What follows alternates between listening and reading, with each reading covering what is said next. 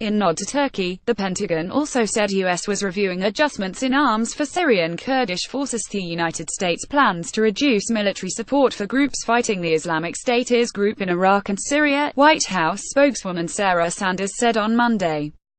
Sanders said with IS's territory shrinking, we're in a position to stop providing military equipment to certain groups, but that doesn't mean stopping all support of those individual groups.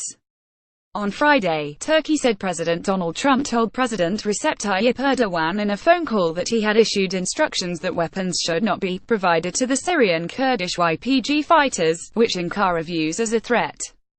The Pentagon also said on Monday that Washington was reviewing adjustments in arms for the Syrian Kurdish forces. We are reviewing pending adjustments to the military support provided to our Kurdish partners inasmuch as the military requirements of our defeat assist and stabilization efforts will allow us to prevent ISIS from returning, said Pentagon spokesman Eric Pahan, using a different acronym for IS. The Kurdish-dominated Syrian Democratic Forces played a major role in pushing IS militants out of large swathes of territory in Syria, including their de facto capital, Raqqa.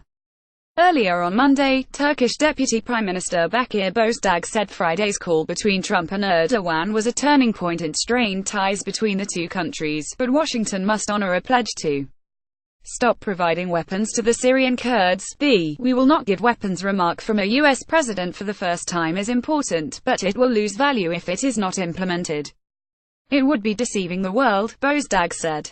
A White House readout of Friday's phone call said Erdogan and Trump discussed combating terrorism in Syria. Consistent with our previous policy, President Trump also informed President Erdogan of pending adjustments to the military support provided to our partners on the ground in Syria, now that the Battle of Raqqa is complete and we are progressing into a stabilization phase to ensure that ISIS cannot return, the White House statement said.